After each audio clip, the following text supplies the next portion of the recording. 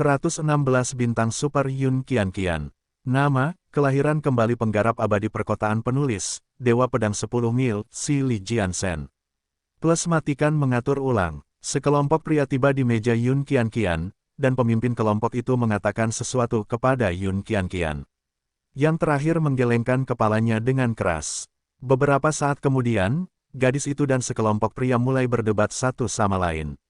Seorang pria mesum bertubuh kecil mencoba meraih lengan Yun Qianqian, dan Yun Qianqian menggoyangkan lengannya dengan paksa untuk melepaskan diri. Apa yang terjadi di sana?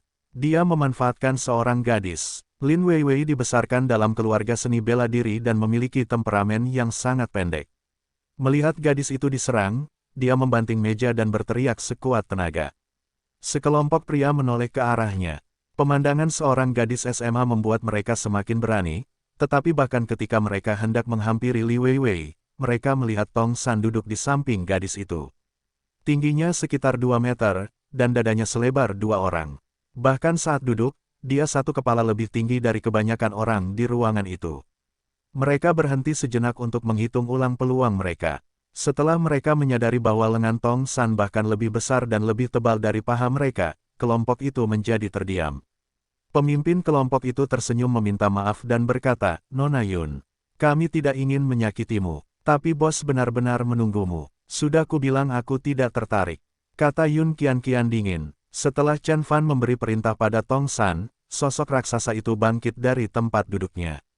Kepalanya hampir menyentuh langit-langit dan menghilangkan cahaya, memproyeksikan bayangan besar ke dalam ruangan. Melihat pemandangan yang begitu mengerikan, pria kecil itu tidak berani mengucapkan sepatah kata pun dan lari ketakutan. "Terima kasih." Yun Qianqian mengangguk kepada semua orang dan berterima kasih kepada mereka.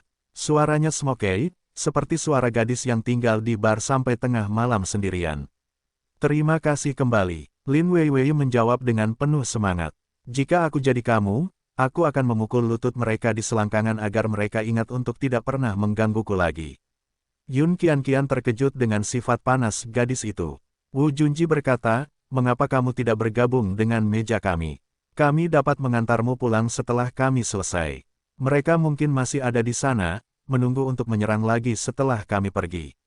Para wanita itu merenung beberapa saat dan kemudian menerima tawaran itu.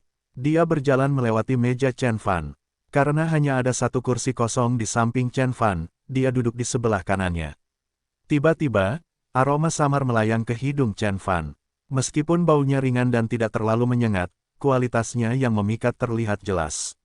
Tidak diragukan lagi itu adalah parfum merek mewah berkualitas tinggi. Setelah dia duduk, semua orang akhirnya bisa melihat gadis itu dengan baik. Dia menata rambutnya ke belakang dengan kuncir kuda sederhana dan mengenakan peakot berwarna krem. Karena di dalam ruangan tidak dingin, dia melepas mantelnya, memperlihatkan sweater putih yang menempel erat di lekuk tubuhnya.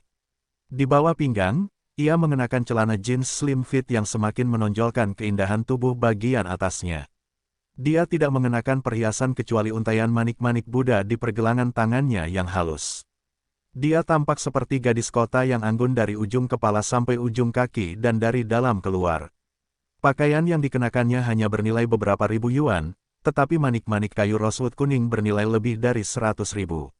Melihat gelang kayunya, Chen Fan mengerutkan alisnya tetapi tetap diam. Pesona Yun Qianqian mendominasi meja, setelah dia duduk. Tidak ada yang berbicara sepatah kata pun. Chen Fan adalah satu-satunya orang yang bisa tetap tenang dan terus makan. Yun Qianqian melirik Chen Fan dengan terkejut dan kemudian berkata sambil tersenyum, "Mengapa kamu tidak makan? Jangan berhenti karena aku." "Yah, kamu terlalu menawan. Ini agak terlalu berat untuk kami tangani." Wu Junji setengah bercanda dan setengah tergagap seperti orang idiot. Bahkan Wu Junji terkejut dengan rasa malunya sendiri. Dia telah melihat berbagai macam gadis dalam hidupnya, mengapa dia merasa begitu cacat di hadapannya. Lin Weiwei mengangguk dan kemudian menatap Yun Qianqian dengan pandangan kagum. Setiap wanita bermimpi menjadi seperti Yun Qianqian, untuk memikat semua orang hanya dengan pakaian kasual dan kacamata hitam besar. "Ah, kenapa kamu memakai kacamata hitam saat makan?" Lin Weiwei bertanya dengan rasa ingin tahu. Yun Qianqian terkejut dengan pertanyaan itu. Dia ragu-ragu selama beberapa saat dan kemudian menjawab, "Saya agak istimewa. Saya tidak bisa melepas kacamata saya." Bagaimana? Lin Weiwei bertanya dengan sigap, bajingan di sana mengatakan kamu mirip bintang film Yun Qianqian, dan karena itu kamu memakai kacamata hitam untuk menghindari paparazzi. Hei, jangan berikan nama panggilanku. Wu Junji memutar matanya. Rascal adalah nama panggilannya sejak dia masih kecil. Yun Qianqian tersenyum tetapi memutuskan untuk tetap diam. Setelah percakapan singkat, grup tersebut dan Yu Qianqian langsung akrab. Yun Qianqian berasal dari kota Tianhe. Sekte baru-baru ini dalam karirnya mendorongnya untuk kembali ke rumah dan tidak bekerja untuk sementara waktu. Namun, begitu dia kembali, dia diminta menghadiri jamuan makan bersama beberapa pengusaha kaya dan berkuasa.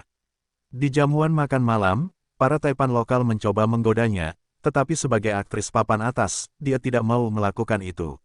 Dia meminta manajernya untuk berurusan dengan para pria di meja perjamuan sementara dia melarikan diri mencari tempat yang tenang untuk menjernihkan pikirannya.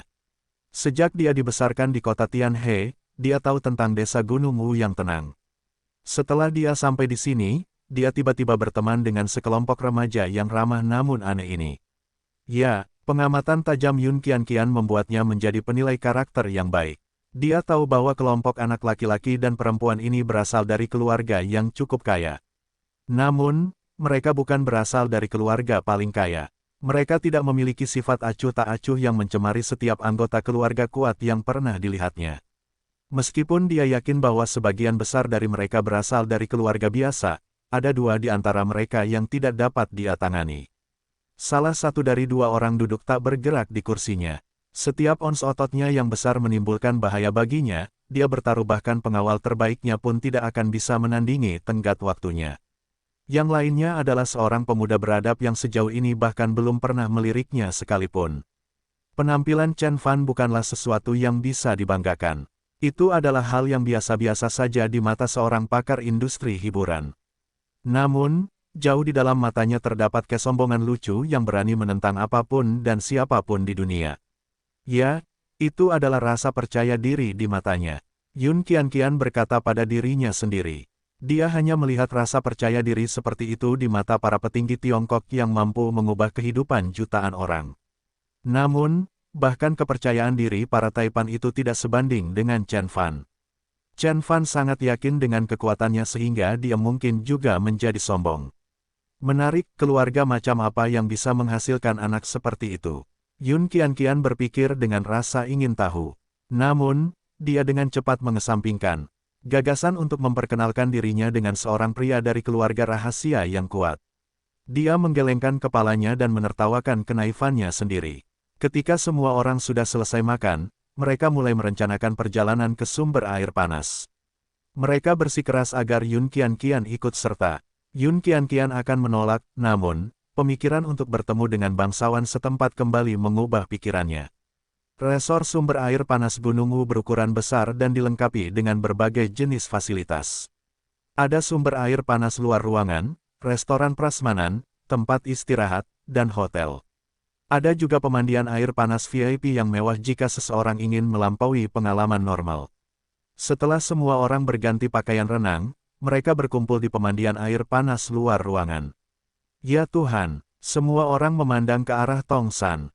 Dia mengenakan spido ketat, memperlihatkan kulit perunggunya yang dipenuhi ketakutan. Ketakutan yang sangat buruk menjalar dari bawah dagu hingga perutnya. Seolah ada sesuatu yang tajam mencoba membelahnya menjadi dua. Xiao Fan, apa yang dilakukan sepupu besar? Wu Junji tersentak. Dia dulunya adalah tentara bayaran di luar negeri. Setelah menjalankan misi, otaknya rusak. Chen Fan mengangkat bahu. Bentuk binaragawan Tong San menarik banyak perhatian. Dia berjalan ke tengah kolam dan menakuti sekelompok besar orang. Tubuhnya menjadi magnet perhatian gadis itu. Namun, bekas luka yang mengerikan dan ekspresi tak bernyawanya menghalangi banyak gadis untuk datang mengagumi tubuhnya yang mengesankan dari jarak dekat. Saat itu, kedua gadis itu juga muncul dari ruang ganti. Astaga, gadis liar, dari mana kamu mendapatkan tubuh itu? Lin Vivi mengenakan pakaian renang One Piece tradisional yang menutupi seluruh tubuh bagian atasnya. Namun, tubuhnya yang tinggi dan kurus tampak menarik dengan sepasang kaki yang sangat pas. Namun, kecantikannya jauh berbeda dengan Yun Qianqian yang masih mengenakan kacamata hitamnya. Temukan novel resmi di web novel, pembaruan lebih cepat, pengalaman lebih baik, silakan klik www.novelhall.com untuk berkunjung. Yun Qianqian berusia akhir 20-an yang luar biasa. Dia mengenakan bikini 3 potong yang memamerkan tubuh pemintalnya. Dadanya yang gagah tampak indah di bawah sinar matahari. Lin Weiwei tidak bisa membandingkannya. Meskipun wajahnya yang menarik masih tertutupi oleh kacamata hitamnya, aset-asetnya yang berkualitas tinggi telah membayangi semua gadis di kolam renang. Meski Wu Junji menikmati pemandangan itu, dia hampir tidak berani berkomentar tentang kecantikannya. Pemandian air panas luar ruangan dibagi menjadi banyak kolam. Berkat penampilan Tong San yang menakutkan, kelompok itu memiliki seluruh kelompok untuk mereka sendiri. Tiba-tiba, Chen Fan mengajukan pertanyaan, "Nona Yun, bolehkah saya melihat manik-manik di pergelangan tangan Anda?" Yun Qianqian terkejut dengan pertanyaan tiba-tiba itu. Yun Qianqian ragu-ragu. Meskipun gelang ini tidak tampak luar biasa, seorang umat Buddha yang dihormati telah memberkatinya, dan oleh karena itu, gelang ini bernilai setidaknya 100.000 yuan. Dia baru saja bertemu dengannya, namun Chen Fan meminta untuk melihat perhiasan termahal yang dia kenakan. Siapapun akan ragu jika mereka berada di posisinya. "Saudari Yun, apakah itu terbuat dari kayu rosewood kuning?" Wu Junji bertanya. "Aku melihat salah satunya di pergelangan tangan seorang remaja kaya di kota Jin. Yang itu harganya lebih dari 218.000, dan kelihatannya tidak secantik milikmu." Lin Weiwei dan Yan Xiaobai sama-sama terkejut dengan nilainya. Mereka berdua berasal dari keluarga kelas menengah di kota kabupaten. Mereka tidak pernah bermimpi melihat gelang yang harganya lebih dari beberapa ratus ribu. Sejak mereka mengetahui nama belakang gadis itu, mereka mulai bercanda bahwa dia adalah saudara perempuan dari superstar Yun Qianqian. Karena Wu Junji telah membocorkan rahasia tentang nilai gelang itu, Yun Qianqian tidak lagi ragu-ragu. Dia melepaskan gelang itu dari pergelangan tangannya dan menyerahkannya kepada Chen Fan dan berkata, "Harga bukanlah yang terpenting. Gelang ini sangat berarti bagiku karena ini adalah hadiah dari salah satu sahabatku. Dia melalui masa-masa yang luar biasa, aku mengalami kesulitan meminta berkah sebelum dia memberikannya padaku. Dia menyuruhku untuk menyimpannya bersamaku setiap saat, dan jangan pernah membiarkannya lepas dari pandanganku." Chen Fan tidak mengatakan sepatah kata pun. Dia memegang manik-manik di tangannya dan mulai memeriksanya. Di bawah pengawasan kehendak abadi, manik-manik itu mengungkapkan warna aslinya. Masing-masing manik-manik kayu itu dikelilingi oleh ki jahat yang gelap. Dari waktu ke waktu, sebagian energi yang mengalir membentuk tengkorak yang mengerikan. Sebuah kutukan. Chen Fan berpikir keras. Kutukan tersebar luas di antara legenda banyak budaya yang berbeda. Ada yang disebut mantra di barat dan di timur, ada dalam bentuk jimat numismatik, boneka Fudo, dan Gu. Namun, ini pertama kalinya Chen Fan melihat kutukan dalam kehidupan nyata di bumi. Karena penasaran, dia menyelidiki lebih dalam manik-manik itu menggunakan kehendak abadinya. Dia merasakan kejutan saat kehendak abadinya menembus penghalang, mengungkapkan sebuah pemandangan. Dia berada di dalam kuil yang gelap dan lembab, tempat para pendeta berjubah menyembah dewa iblis yang tampak menyeramkan dengan 4 tangan, 4 kepala, dan 4 wajah. Di bawah patung itu berdiri seorang biksu berkepala gundul. Dia mengenakan kalung yang terbuat dari tulang dan taring. Biksu itu mengambil gelang dari altar dan menyerahkannya kepada seorang gadis berpenampilan menarik yang sedang berlutut di tanah. Dia menggumamkan sesuatu kepada gadis itu, dan gadis itu bersujud kepada biksu itu dengan penuh penghargaan. Gambar itu menghilang, meninggalkan Chen Fan dengan lebih banyak pertanyaan daripada jawaban. Siapa wanita itu? Apakah dia teman Yun Qianqian? Dia mengingat berita tentang Yun Qianqian di kehidupan masa lalunya dan merasa bahwa segala sesuatunya tiba-tiba menjadi lebih masuk akal. Dia mengembalikan gelang itu ke Yun Qianqian dan berhenti sejenak sebelum berkata dengan berat, "Sebaiknya kamu membuangnya atau membakarnya." "Apa?" Wu Junji tidak bisa berkata-kata. Yun Qianqian juga terkejut, matanya berbinar karena kewaspadaan dan kecurigaan. Apa maksud Anda? Jangan bercanda, Xiao Fan. Gelang kayu rosewood kuning ini bernilai lebih dari beberapa ratus ribu. Ditambah lagi, ini adalah hadiah dari sahabat saudari Yun yang menghabiskan banyak usaha untuk mendapatkannya. Kamu sudah gila untuk bertanya Suster Yun membuangnya. Wu Junji berkata dengan alis berkerut. Chen Fan tidak keberatan dengan protes itu. Dia berkata dengan lemah, "Anda telah menemui hambatan dalam karir Anda dan kurang beruntung. Anda bahkan tidak bisa tidur nyenyak, dan kurang tidur semakin memperburuk kinerja Anda. Anda merasa terjebak, benar kan? Bagaimana kamu tahu? Suara Yun Qianqian dipenuhi kecurigaan. Sebagai seorang aktris yang harus bergantung pada dirinya sendiri untuk mencari nafkah, dia jauh lebih protektif terhadap dirinya sendiri dibandingkan kebanyakan orang. Pernyataan jujur Chen Fan telah mendorongnya untuk meningkatkan kewaspadaannya. Dia bertanya-tanya itu adalah jebakan, dan para remaja berkonspirasi melawannya. Industri hiburan adalah medan pertempuran, dan dia telah melihat segala macam metode kotor bahkan dari orang-orang yang terlihat paling dapat dipercaya. Di lokasi syuting, dia selalu membawa botol airnya sendiri dan tidak pernah mempercayai air orang lain. Chen Fan tersenyum dan kemudian diam. Dia berpikir untuk menawarkan bantuan padanya karena takdir telah mempertemukan mereka untuk pertemuan singkat ini. Namun, jika Yun Qianqian tidak mempercayainya, dia tidak akan peduli dengan kesejahteraannya. Melihat Chen Fan tidak mengatakan apa-apa, Yun Qianqian semakin yakin ada sesuatu yang salah. Tiba-tiba, keheningan yang canggung terjadi di kolam. Setelah beberapa saat, Yun Qianqian berdiri dan berkata, ada hal lain yang harus saya urus. Silakan bersenang-senang. Dia berbalik menuju pintu keluar, mengabaikan undangan Wu Junji untuk tinggal. Ah, Kakak Yun. Lin Weiwei bergegas bangun dan hendak membujuknya untuk tetap tinggal. Tiba-tiba, sekelompok besar orang memasuki kolam. Pemimpin kelompok itu adalah pria pendek yang melecehkan Yun Qianqian sebelumnya. Namun kali ini, ia ditemani oleh seorang wanita berpakaian modis. Kejutan melintas di wajah Yun Qianqian begitu dia melihat wanita itu. Saudari Qin, mengapa kamu ada di sini? Oh putri kecilku, apakah kamu mencoba membunuhku? Mengapa kamu meninggalkanku di tengah jamuan makan, hanya untuk muncul di tempat ini? Wanita itu berusia 30-an. Dia berpenampilan rata-rata tetapi tetap berpakaian bagus. Dia tampak seperti seorang pengusaha wanita yang cerdas dan percaya diri. Dia mulai mengomel begitu dia memasuki area kolam sambil mengedipkan mata pada Yun Qianqian. Nona Yun, agen Anda ada di sini, bisakah Anda ikut dengan kami sekarang? Pria kecil itu berkata dengan tidak sabar. Bosku dan Tuan Tang sedang menunggumu. Tuan Tang juga ada di sana. Wajah Yun Qianqian memucat. Kakak, apakah kamu benar-benar Yun Qianqian? Lin Weiwei bertanya tidak percaya. Wu Junji juga melompat keluar dari kolam karena terkejut. Melihat penyamarannya terbongkar, dia akhirnya melepas kacamata hitamnya dan memperlihatkan wajahnya yang cantik dan terkenal. Aku minta maaf karena telah membohongimu selama ini. Yun Qianqian memberikan senyuman minta maaf kepada semua orang. Kemudian dia berbalik ke arah agennya dan berkata, Saudari Qin, sudah kubilang padamu aku ingin menghabiskan waktu sendirian. Tolong minta maaf pada Tuan Tang untukku. Saudari Qin ragu-ragu dan berkata, Qianqian, Tuan Tang datang jauh-jauh ke Tianhe hanya untuk menemuimu. Tidakkah menurutmu kamu setidaknya harus bertemu dengannya sekali? Ditambah lagi, petik 2, apa? Yun Qianqian bertanya. Ditambah lagi, bosku sudah menunggumu selama berjam-jam. Apakah kamu benar-benar berpikir kamu bisa lolos dengan membodohi bosku? Pria kecil itu berkata dengan sinis.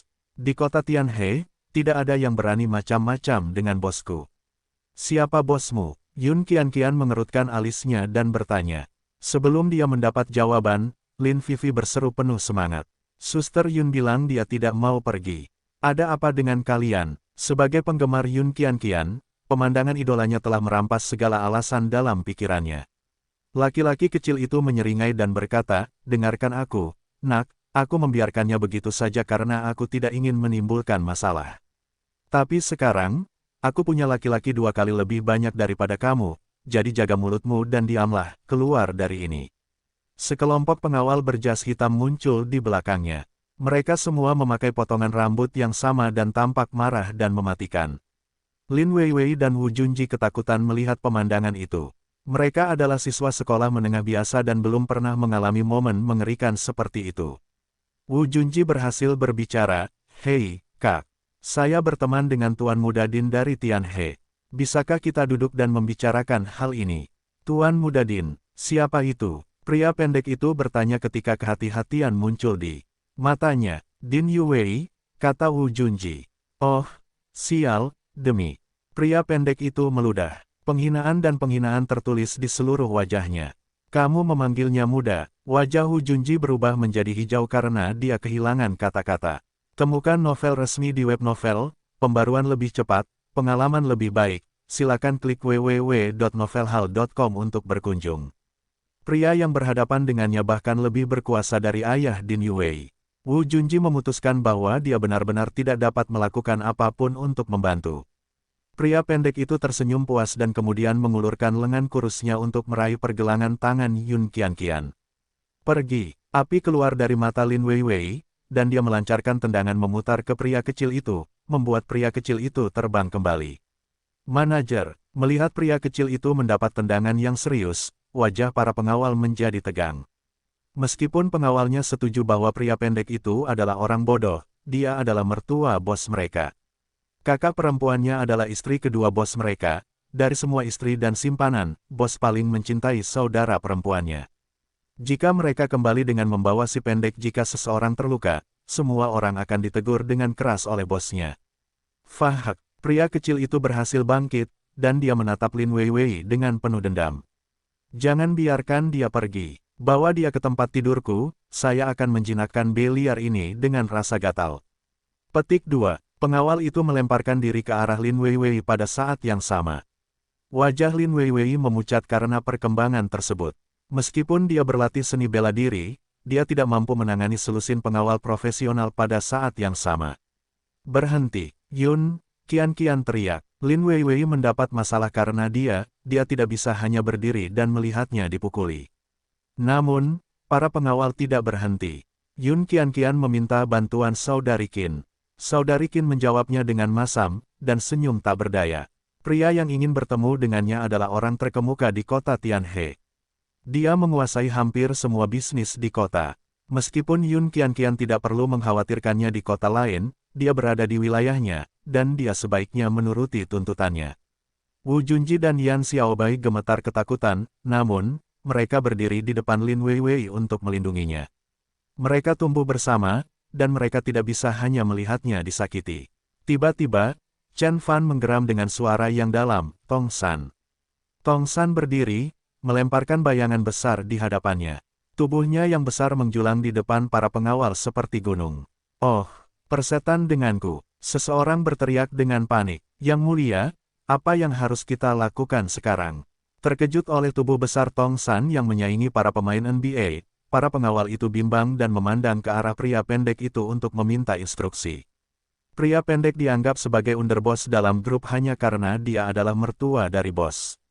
Tanpa pembicaraan manis yang ditawarkan adiknya kepada bosnya, dia hanyalah orang bodoh yang sombong. Terlepas dari kenyataan bahwa dia jelas-jelas menghadapi rintangan, pria pendek itu berteriak pada para pengawal. Pukul dia, apa yang kamu takutkan? Dia sendirian, dan kita ada selusin. Didorong oleh perintah honco mereka, beberapa pengawal mengerahkan keberanian mereka dan mengumpulkan rekan satu tim mereka. Ya, dia bertarung sendirian. Ayo kita serang dia. Namun, keberanian baru mereka tidak bertahan lama. Dua pengawal pertama yang bergegas menuju Tong San terlempar ke samping oleh sapuan tangan raksasa itu. Mereka terjatuh ke tanah saat darah tumpah dari mulut mereka. Dilihat dari penampilan dada mereka, serangan itu pasti telah mematahkan beberapa tulang rusuk mereka. Kotoran, pergantian peristiwa yang tiba-tiba, membuat takut para pengawal lainnya dan merampas keinginan mereka untuk bertarung. Lin Weiwei menepuk punggung Tong San dan berseru dengan penuh semangat, kamu hebat, sepupu besar. Melawan mereka seperti melawan anak-anak dari taman kanak-kanak. Dia memandang pria pendek itu dan mengangkat dagunya dengan bangga. Apakah kamu mengatakan bahwa kamu akan mengikatku ke tempat tidurmu? Ayo, tunggu apa lagi? Wajah pria pendek itu berkerut karena marah. Dia berteriak keras kepada pengawalnya, mengapa kamu tidak mengejarnya pada saat yang sama? Para pengawal saling memandang dan ragu-ragu. Meskipun tak satu pun dari mereka menyukai pria pendek itu, saudara perempuannya melingkari jari kelingkingnya dengan bosnya. Dia hanya perlu menyelipkan satu kata beracun ke telinga bosnya, semuanya harus menanggung konsekuensi yang serius. Memikirkan kemarahan bos mereka membuat para pengawal menggigil dan mendorong mereka maju. Tiba-tiba, Tong San dikepung oleh belasan pejuang. Melihat situasi yang semakin tidak terkendali, para tamu resor lainnya bergegas keluar dari bahaya. Dalam sekejap, seluruh bagian sumber air panas luar ruangan menjadi kosong kecuali dua pihak yang sedang bertarung satu sama lain. Melihat para pengawal mulai menyerang sekaligus, wajah Lin Vivi menegang. Dia memandang Chen Fan dengan cemas. Chen Fan masih berada di dalam kolam dan sama sekali tidak terganggu dengan perkembangannya.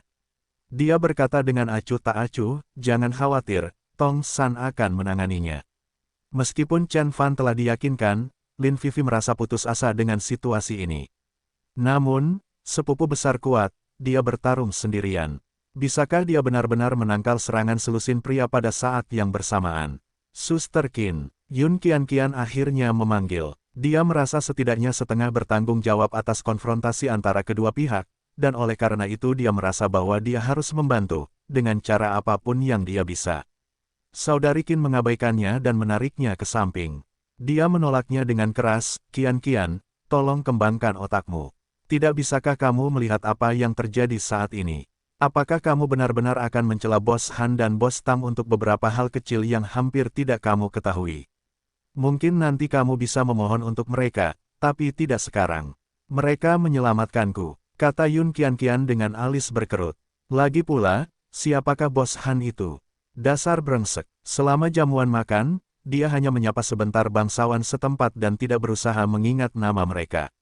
Dia adalah Taipan kota Tianhe. Suster Qin berkata sambil tersenyum masam. Dia memiliki beberapa ratus juta aset dan armada pelayaran yang sukses, salah satu orang terkaya di kota Tianhe. Kalau tidak, menurutmu mengapa aku bersikeras agar kamu bertemu dengannya? Yun Qianqian memasang wajah tegang. Pengalamannya selama puluhan tahun sebagai aktris mengatakan kepadanya bahwa dia tidak akan bisa lolos begitu saja dengan mudah. Yun Qianqian adalah seorang daftar bintang, dan karena itu jika dia benar-benar tidak ingin bertemu dengan Taipan lokal, dia mungkin bisa mendapatkan izin. Namun, tidak bijaksana untuk menyinggung perasaannya saat dia berada di wilayahnya. Jadi berpikir, Yun Qianqian menutup mulutnya dan berhenti berpikir untuk membantu para remaja. Saudari Qin benar, dia baru saja bertemu dengan anak-anak ini, dan mereka bahkan nyaris tidak berteman. Saat dia berpikir demikian, kedua pihak sudah saling berhadapan. Pemimpin pengawal disebut Bao Bian, berada di barisan paling depan. Saat dia mendekati Tong San, dia tidak berani menurunkan kewaspadaannya sampai dia dekat. Dia meninju raksasa itu dengan acuh. Mati, pukulannya begitu keras sangat kuat hingga mengeluarkan suara mengi di udara. Itu adalah salah satu eksekusi paling sempurna yang pernah dilakukan Bao dalam hidupnya. Bao Bian yakin bahwa dia harus merendahkan raksasa itu. Sepupu besar, menghindar. Lin Weiwei berteriak teredam. Wu Junji dan yang lainnya menyaksikan dengan wajah tidak berwarna. Mereka semua berasal dari keluarga kelas menengah biasa dan tidak pernah membayangkan bahwa mereka akan terjebak dalam perkelahian. Tong San mengabaikan peringatan itu dan tetap tidak bergerak seperti batang kayu besar. Dong, yang mengejutkan semua orang, pukulan kuat Bao Bian tidak menghasilkan apa-apa. Suaranya terdengar keras seolah-olah tinju itu mendarat di sepotong logam. Akibat benturan tersebut, Bao Bian merasakan daging Tong San mengembalikan kekuatan tajam ke tangannya. Dia kemudian mendengar suara keras, tulangnya patah. Ya Tuhan, semua orang terkejut. Tong San hanya mengenakan celana renang, apalagi pelindung lainnya. Semua orang menyaksikan tinju itu mendarat tepat di bahu telanjang raksasa itu, namun, Tong San tidak hanya tidak terluka, jari penyerangnya juga patah. Bagaimana hal itu bisa masuk akal? Apakah itu seni perisai emas, baju besi, atau seni bela diri 13 putra yang legendaris? Serangkaian kiasan dalam novel seni bela diri yang dibatasi mitos muncul di benak setiap orang. Saya tidak percaya. Bao Bian mengusap tangannya yang terluka sambil menatap Tong San yang masih berdiri tak bergerak. Aku pasti salah sasaran. Aku tidak percaya tubuhmu terbuat dari logam. Sebelum dia selesai berbicara, dia melayangkan pukulan lagi ke Tong San. Kali ini, Bao Bian menggunakan kedua tangannya dan menyerang dengan seluruh kemampuannya. Dia menggunakan serangan palu yang telah dia sempurnakan setelah berlatih selama beberapa dekade, mengarahkan tinjunya ke tubuh raksasa itu. Jelas sekali bahwa serangan ini jauh lebih kuat daripada serangan terakhirnya. Mati saja, dia menggeram saat ledakan tawa yang memuaskan keluar dari mulutnya. Sepersekian detik kemudian, harapan terakhirnya lenyap. Bang, kaca. Temukan novel resmi di web novel, pembaruan lebih cepat, pengalaman lebih baik, silakan klik www.novelhall.com untuk berkunjung. Dentingannya kali ini sangat keras, dan diikuti dengan suara tulang yang patah yang lebih keras lagi. Pukulan Bao Bian berhasil, namun, lengannya tidak mampu menahan guncangan, dan lengannya patah. Itu, lengan Bai Bian terkulai di bawah bahunya. Dia menarik napas berat, berusaha untuk tidak meringis. Dia kemudian memandang Tong San dengan ketakutan, seolah-olah dia sedang melihat setan. Tong San bahkan tidak menggerakkan satu jari pun, dan dua lengan lawannya sudah patah. Mereka jelas tidak bertarung di tempat yang rata. Seolah-olah sekelompok tentara abad pertengahan harus berhadapan dengan tank modern. Keheningan menyelimuti kolam air panas. Semua orang menatap tubuh raksasa Tong San dengan tidak percaya. Mungkinkah tubuhnya benar-benar terbuat dari besi? Seseorang bergumam. Chen Fan tetap diam dan tidak menjawab. Tong San telah menjadi master seni bela diri bahkan sebelum dia diubah menjadi mayat lapis baja perunggu. Setelah kulitnya diresapi dengan logam cair, dia praktis tak terkalahkan dan tidak bisa disakiti oleh senjata apapun. Dia dihidupkan kembali oleh Chen Fan menggunakan Arcane Pills setelah dia dinonaktifkan secara brutal oleh Chen Fan. Setelah merasakan efek menguntungkan dari Arcane Pills, kemampuan bertahan dan menyerangnya semakin ditingkatkan. Lin Weiwei dan teman-temannya hanya bisa menatap. Yun Qianqian dan saudari Yun juga terkejut. Yun Qianqian terlibat dalam banyak film seni bela diri, dan dia telah membaca banyak naskah acara yang menggambarkan kemampuan seni perkawinan yang tak terbayangkan. Namun, dia tidak pernah menyangka akan melihat kemampuan seperti itu di kehidupan nyata. Yang mulia, apa yang harus kita lakukan? Pengawal lainnya menoleh ke arah pria pendek itu dan bertanya. Pria pendek itu tertegun dengan pergantian kejadian, sehingga akhirnya dia ragu-ragu. Namun, dia tahu bahwa dia tidak boleh panik karena para pengawal masih mengandalkannya. Dia berhasil menenangkan diri, dan berkata, apalagi yang bisa kita lakukan? Hubungi bos. Ya, semua orang setuju dengan penuh semangat. Mereka yakin bahwa meskipun pria besar ini memiliki kekuatan fisik yang luar biasa, dia tidak akan lolos begitu bos mereka muncul. Dengan pemikiran itu, mata pria kecil itu berbinar lagi. Dia mencibir pada Chen Fan dan berkata, kita akan lihat siapa yang akan tertawa ketika kakak iparku datang. Wajah saudari Qin memucat setelah mendengar kata-katanya. Sial, mereka akan memanggil Bos Han. Bos, apa menurutmu kami takut padamu? Lin Weiwei mengumumkan dengan berani. Dia menamparkan bahu Wu Junji dengan pukulan backhand dan berkata dengan rasa ingin tahu, Junji, kenapa kamu tidak menelepon temanmu? Bukankah kamu mengatakan bahwa dia adalah semacam jagoan di kota Tianhe? Tuan Muda Din, Wu Junji ragu-ragu. Berdasarkan apa yang dikatakan pria kecil itu, bahkan Tuan Muda Din pun tidak akan bisa menyelamatkan mereka. Namun, di bawah desakan Lin Weiwei yang terus-menerus, dia menghubungi nomor Tuan Muda Din. Hehe, pria pendek itu tidak menghentikan Wu Junji untuk menelepon. Dia memelototi anak laki-laki itu dengan ekspresi menghina di wajahnya. Saudari Qin, mungkin saya harus berbicara dengan Bos Han dan Tuan Tang. Ini akan menjadi tidak terkendali. Melihat betapa cepatnya situasi meningkat, Yun Qianqian mengerutkan alisnya. Apakah kamu yakin ingin terikat pada Tuan Tang karena sekelompok anak-anak? Suster Qin berkata dengan masam. Yun Qianqian tiba-tiba kehilangan kata-kata. Tuan Tang adalah salah satu pendukung lamanya. Dia dengan murah hati menyumbang untuk setiap produksi pertunjukan yang dia ikuti, dan dia tahu betul apa yang dia inginkan sebagai imbalannya.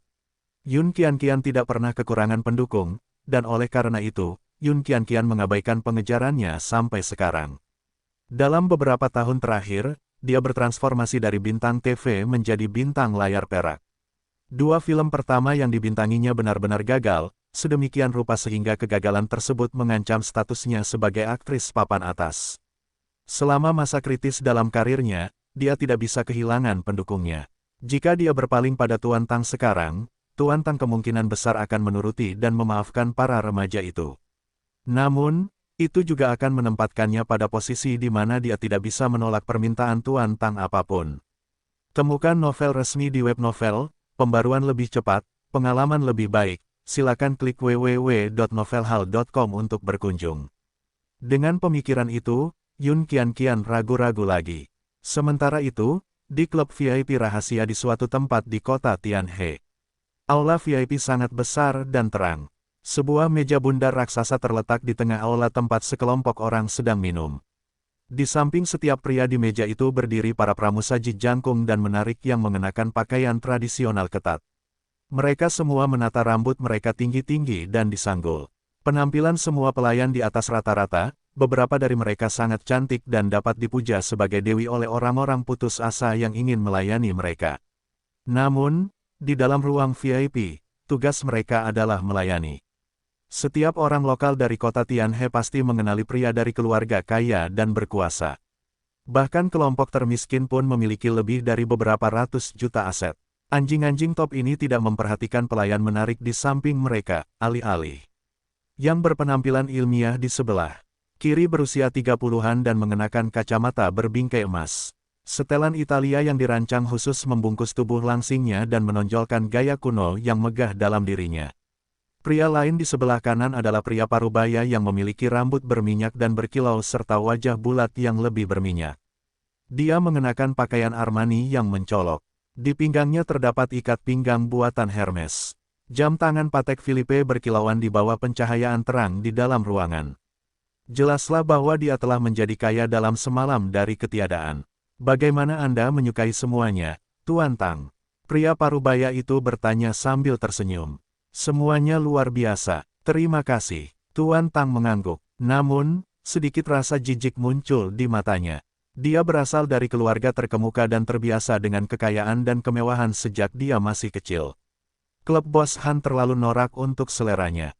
Ini mungkin dianggap sebagai klub VIP mewah di antara kekayaan baru yang mencolok, tapi itu menggelikan di mata seseorang dari keluarga tua dan berkuasa. Haha, aku senang kamu menyukai semuanya. Bos Han tertawa puas. Tuan Tang adalah seorang taipan dari Zonghai. Dia berasal dari keluarga besar yang kekuasaannya tidak kalah dengan Wei. Tuan Tang juga lebih menghormati keluarganya daripada Tuan ketiga Wei. Meskipun dia tidak pernah mengaku sebagai pengusaha, dia adalah wakil presiden dari dua perusahaan publik dan pemilik tunggal sebuah perusahaan hiburan besar. Han Tianxian tidak bisa membandingkannya. Namun, Han Tianxian juga tidak merasa gugup di hadapannya. Dia baru saja mendapatkan posisi nomor 1 di kota Tianhe. Itu menempatkannya di klub yang sama dengan anjing top lainnya di wilayah Jiangbei. Namun, karena Tuan Tang sangat berpengaruh, dia berada di wilayahnya saat ini, jadi dia mempunyai keuntungan sebagai tuan rumah. Pikiran itu membuat Han Tianxian merasakan perasaan yang baik. Dia memasang ekspresi menyesal dan menghela nafas. Klub ini dulunya milik Bos Xin, dan saya hanyalah salah satu rekan Bos Xin. Namun, Bos Xin telah menandai orang yang salah dan binasa, meninggalkan kekacauan besar ini tanpa pengawasan, tidak ada pilihan selain mengambil tanggung jawab. Mendengar kata-kata itu, Tuan Tang mengerutkan alisnya dan bertanya, saya mendengar bahwa Anda telah mengakuisisi grup Yuan Gang milik Xin Zong dan Anda telah menjadi CEO baru. Itu adalah kesepakatan yang luar biasa dan akan menambah setidaknya beberapa miliar ke dalam kumpulan aset Anda. Bagus sekali. Dulu aku hanya menjadi anggota Dewan Grup Yuan Gang. Bos Xin adalah orang yang mengambil keputusan. Sejujurnya, aku cukup bahagia dan puas bahkan saat itu dan tidak pernah membayangkan bahwa aku akan menjadi orang di dalamnya, mengenakan biaya. Terlepas dari kata-kata rendah hati Bos Han, ekspresi sombong di wajahnya telah mengkhianatinya. Memahami alur pembicaraan, para taipan lain di meja dengan cepat mengikuti dan memuji Bos Han dalam 22 cara berbeda. Tuan Tang memasang senyuman palsu di wajahnya saat gelombang rasa jijik muncul di dalam dirinya. Han Tianxian dulunya adalah salah satu anjing piaraan Xin Zong, dan kekayaannya paling banyak bernilai 100 juta. Namun, tepat setelah kematian Xin Zong, dia mengambil alih perusahaan mantan bosnya dan mengakuisisi grup Yuan Gang tempat Xin Zong bekerja sepanjang hidupnya. Namun, Tuan Tang ada di sini untuk meminta bantuannya, jadi dia memutuskan untuk ikut serta. Dia melanjutkan, Bos Han bahkan lebih berpengaruh sekarang karena Anda memiliki hak penjualan air roh Yunwu. Banyak orang kaya dan berkuasa harus meminta Anda untuk mendapatkan setetes air roh. Kamu juga pernah mendengar tentang air roh Yunwu. Wajah Han Tianxian menjadi serius, dan dia bertanya, saya punya koneksi yang cukup baik dan sudah mendengarnya sebelum beritanya tersebar luas. Tuan Tang berkata dengan tenang, Chen Fan telah menciptakan nama air roh Yunwu untuk air roh yang dia ciptakan. Meskipun air roh baru saja tiba di pasar, efek magisnya telah mengejutkan para elit kelas atas di seluruh provinsi. Bahkan seseorang yang tinggal jauh di Zonghai seperti Tuan Tang telah mendengar tentang air roh dan datang untuk menyelidikinya.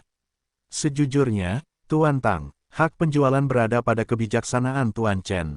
Saya relatif baru di tingkat atas, dan karena itu mendapat kuota paling sedikit, hanya 10 atau 20 botol sehari. Saya kebanyakan jual saja ke anggota keluargaku. Pada akhirnya, aku tidak mempunyai banyak uang lagi. Han Tianshan menggelengkan kepalanya dan berkata, Tuan Tang tidak mempercayainya sedikit pun tetapi memutuskan untuk ikut serta. Itu benar-benar tempat yang sulit bagimu. Tiba-tiba, dia bertanya dengan rasa ingin tahu, jadi, maksudmu air roh dibuat oleh Guru Chen? Memang benar, tidak ada mata air alami yang bisa menyembuhkan semua penyakit.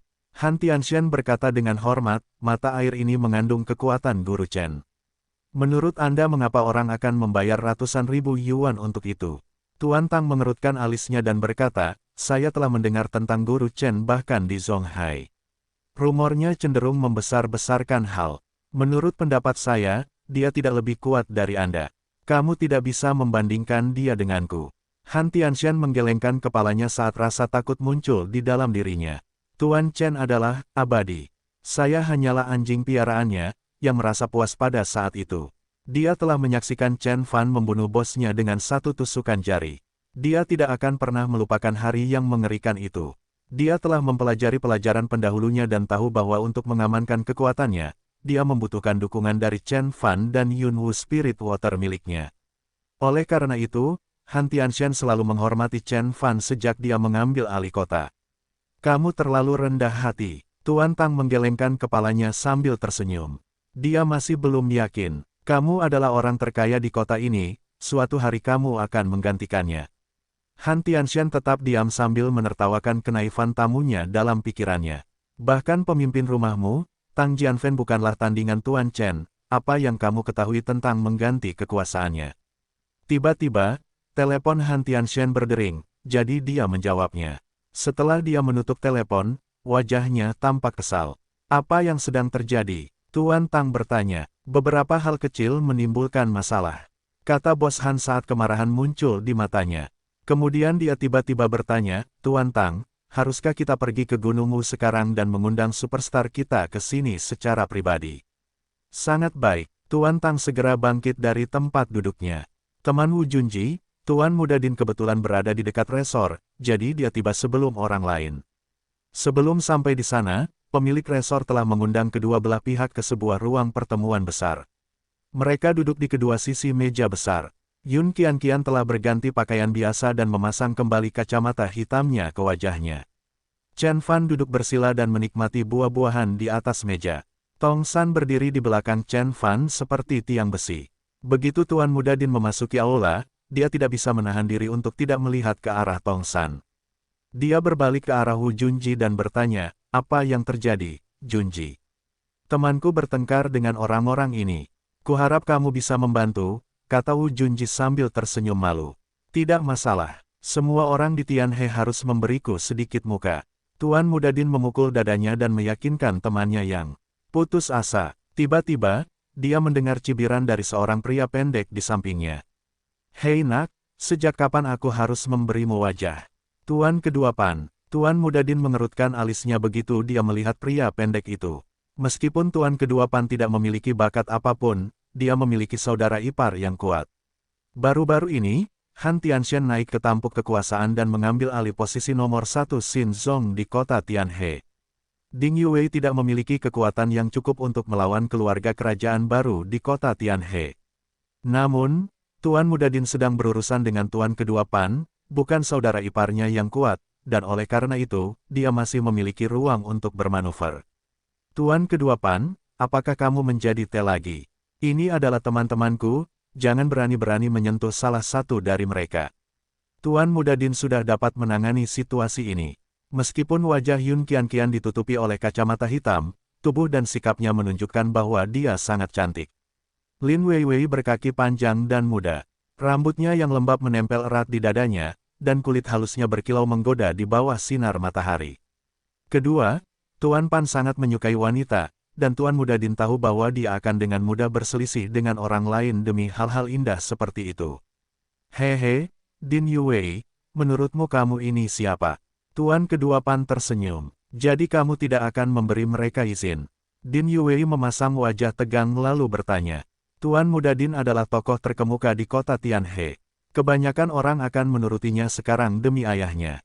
Tuan Muda Din percaya bahwa dia dan Tuan Kedua Pan memiliki kekuatan yang setara, dan kata-katanya seharusnya memberi bobot pada orang mesum pendek itu. Kencingi kamu. Tuan Kedua Pan tiba-tiba melemparkan cangkir anggur ke Tuan Muda Din. Din Yue merunduk dan menghindari cangkir itu. Wajahnya menjadi hitam, dan bahkan ketika dia hendak bergegas menuju penyerangnya, Wu Junji menghentikannya dan berkata pelan. Dia memiliki selusin orang di sisinya. Hati-hati, aku ragu mereka akan menyakitiku. Din Yue mendengus. Namun, rasa takut sudah mulai merayapi pikirannya. Aku tidak takut pada badut itu, aku memanggilmu ke sini karena dia bilang dia akan menelepon bosnya, kata Wu Junji. Bosnya, wajah Din Yue sedikit berkedut. Dia tidak pernah ingat Tuan Kedua Pan pernah menyebut siapapun sebagai bos kecuali satu orang. Saya tidak yakin, Wu Junji ragu-ragu. Suster Yun mengatakan bahwa dia melarikan diri dari jamuan makan bersama seseorang bernama Bos Han. Itu sebabnya Tuan Kedua Pan mengejarnya. Bos Han, Han Tianshen. Wajah Din Yue memucat. Benar, itu bosku, bagaimana sekarang, Din Yue? Apakah kamu benar-benar ingin menyinggung perasaan bosku? Tuan Kedua Pan bertanya dengan nada menghina sambil duduk di kursi bersila. Din Yue terkejut. Han Tianshen adalah orang terkaya di kota Tianhe, dan asetnya bernilai lebih dari 2 miliar yuan. Bahkan ayahnya tidak bisa dibandingkan dengan kekuatan Han Tianshen. Kak, kamu tidak memberitahuku bahwa kamu sedang berhadapan dengan Han Tianshen. Din Yue memandang Wu Junji dan berseru. Tuan Muda Din, apa maksudmu? Wu Junji terkejut, dan dia bertanya dengan bingung. Maksudku adalah sebaiknya kamu meminta maaf sekarang. Jika tidak, saat Bos Han muncul, kamu bahkan tidak akan memiliki kesempatan untuk melakukan hal itu. Din Yue berhenti sejenak dan memberikan 2 sen jujurnya demi masa lalu. Minta maaf untuk apa? Dia mesum, bukan aku. Lin Weiwei membantah. Din Yue tetap diam, tapi sedikit rasa jijik muncul di wajahnya. Dia benar, mereka seharusnya meminta maaf kepada kita, kata Chen Fan dengan mulut penuh buah. Didorong oleh dukungan Chen Fan, Lin Vivi membusungkan dadanya dan menggandakan posisinya. Apakah kamu tahu siapa Bos Han? Din Yue bertanya dengan tidak sabar. Bahkan Tuan Wei dari kota Chuzhou harus menyapanya dengan hormat, apalagi Anda. Ya, Wei Wei, ayo minta maaf.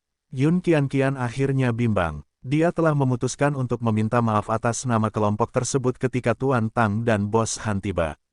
Ketika Tuan Tang akhirnya tiba di sini, dia akan memintanya untuk mengampuni para remaja ini. Lagi pula, jika bukan karena melindunginya, para remaja ini tidak akan terlibat dalam kekacauan ini. Temukan novel resmi di web novel, pembaruan lebih cepat, pengalaman lebih baik, silakan klik www.novelhal.com untuk berkunjung. Kakak Yun, wajah Lin Weiwei memerah. Dia adalah seorang gadis sederhana dan melihat dunia hanya dalam warna hitam dan putih. Ini demi kebaikan kalian sendiri. Jangan khawatir, aku akan memastikan Bos Han tidak akan menyakiti kalian. Yun Qianqian berkata dengan lembut namun tegas. Kata-kata Yun Qianqian menghilangkan angin dari layar Lin Weiwei. Dia menundukkan kepalanya dengan kecewa dan menendang tanah dengan frustrasi. Hehe, akhirnya kamu sudah mengambil pilihan yang tepat. Baiklah, demi Nona Yun, aku akan mengampunimu selama kamu meminta maaf padaku dan memanggilku bos. Bagaimana menurutmu? Pria pendek itu tersenyum puas. Kalau tidak, saat kakak iparku tiba di sini, segalanya akan menjadi jauh lebih rumit daripada sekadar permintaan maaf. Apakah kamu Yun Qianqian? Tuan Muda Din bertanya tiba-tiba ketika kesadaran akhirnya menimpanya. Konflik itu karena sang superstar. Dia memandang Chen Fan dan menggelengkan kepalanya.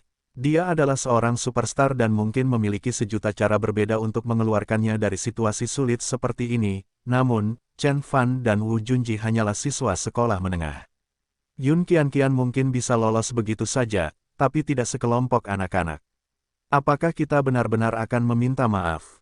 Air mata mengalir di mata Lin Weiwei, karena dia belum pernah mengalami penghinaan seperti itu sebelumnya. Wu Junji mengepalkan tinjunya saat ingatan akan pertikaiannya kembali padanya. Kali ini lebih buruk lagi, bukan hanya dia tidak bisa melindungi dirinya sendiri, tapi dia juga telah mengecewakan sahabatnya. Dia meratapi pikirannya karena ketidakbergunaannya. Bahkan senyuman terus-menerus di wajah bahagia dan beruntung Yan Xiaobai telah menguap. Chen Fan akhirnya meletakkan buah di tangannya dan bangkit dari kursi. Minta maaf. Kenapa? Wei Wei benar, kami tidak melakukan kesalahan apapun. Kamu salah karena kamu lemah. Din Yue tidak melewatkan kesempatan untuk menyerang Chen Fan. Di dunia ini, hanya yang terkuat, paling berkuasa, dan banyak akal yang selalu benar. Bos Han punya uang dan kekuasaan, siapa kamu?